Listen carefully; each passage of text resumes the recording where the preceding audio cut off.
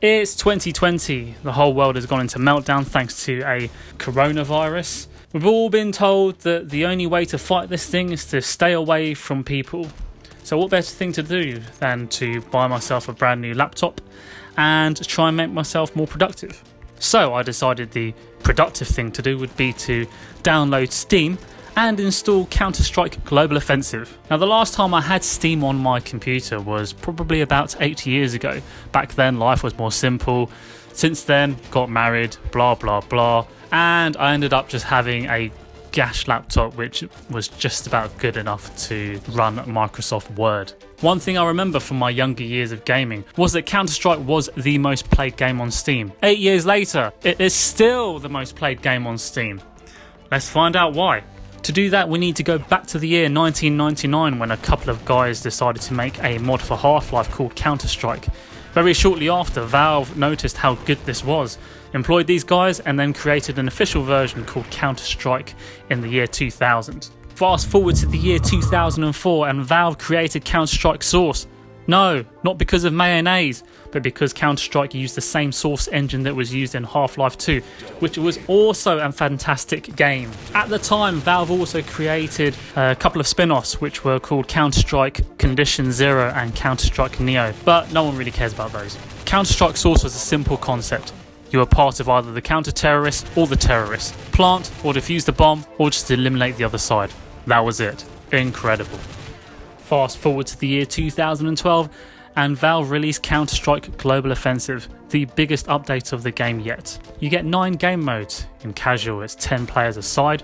You get to choose which side to be on, choose which weapons you want to buy with the amount of money that you have. We'll talk about that later. And the first team that gets to 8 wins the entire match. In Deathmatch, there are 16 players altogether.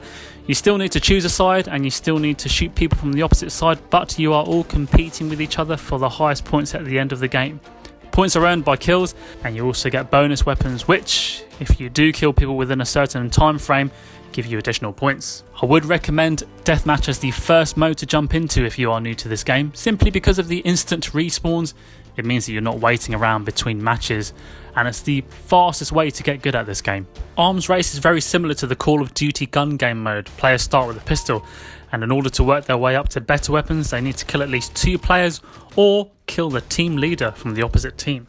Demolition is a hybrid between the bomb defusal and the Arms Race scenario. Weapons can only be upgraded in the same way as you do in Arms Race, and the game is won by completely eliminating the opposite team or by setting off the bomb as terrorists or defusing the bomb as counter-terrorists. In Flying Scoutsman, everyone has only the use of a sniper rifle, and every player has the ability to jump very high, making everyone a Flying Scoutsman.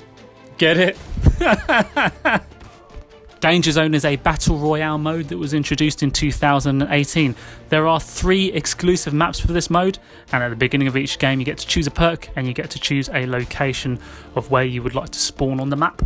You then drop into the map in a rather cinematic fashion by air, and once on the ground you then are left to your devices. You get a tablet, as you can see here, shows you the map, which is broken up into hexagons, which show you the approximate location of your enemies. You get to buy weapons using money. You can either work on your own or as a duo, and it's a case of finding money, finding items, finding weapons around the map, and using these to your advantage to try and ensure that you are the last man standing.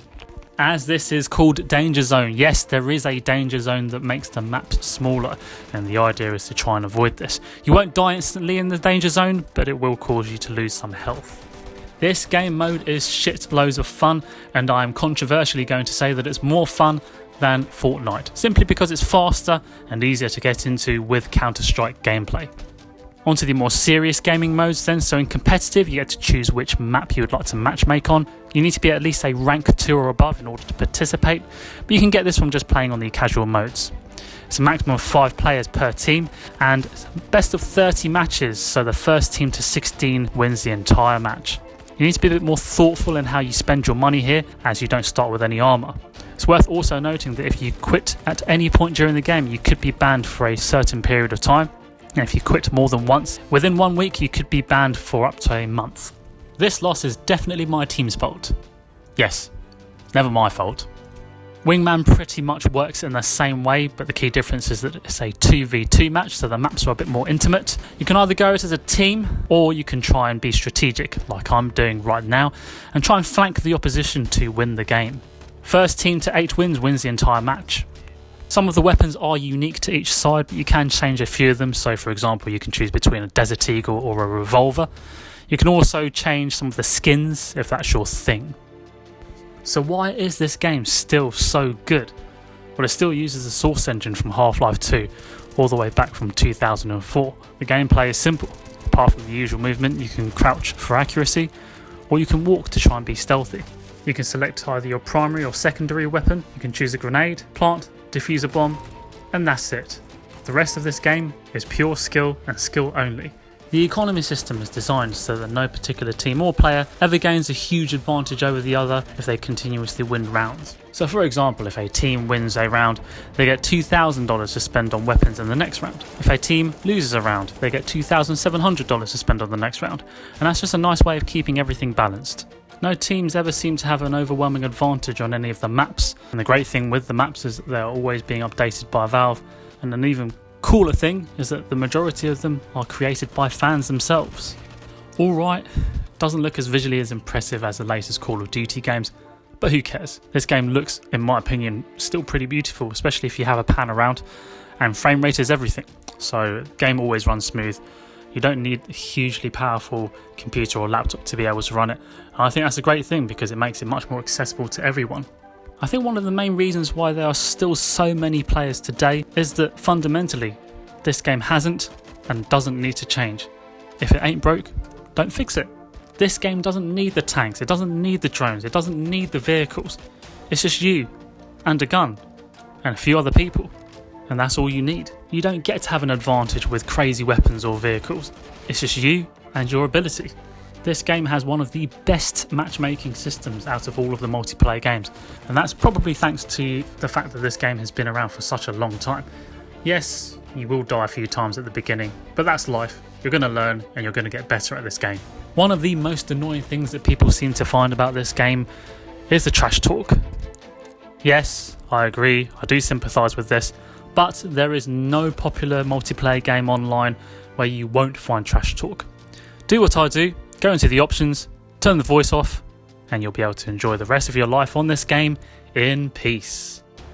Aside from that, this game is, in my opinion, perfect. You want to know what the best thing about this game is? It is now free. Yes, you heard that right. And in case you didn't hear me, it's free. And you're not just getting one of the best games of today, but one of the best games ever made. And it isn't just about how great this game is. This game is an important part of video gaming history. It set the benchmark for how online multiplayer shooting games should be played. There aren't many other games out there that have maintained this level of popularity over such a long period of time. And with it being free, if you have Steam, you literally have no excuse to not own this game. Get on it, download this game now, and I will see you online. Thank you for watching and listening. If you like this video, please smash the like, smash the subscribe button, and I will see you in the next video.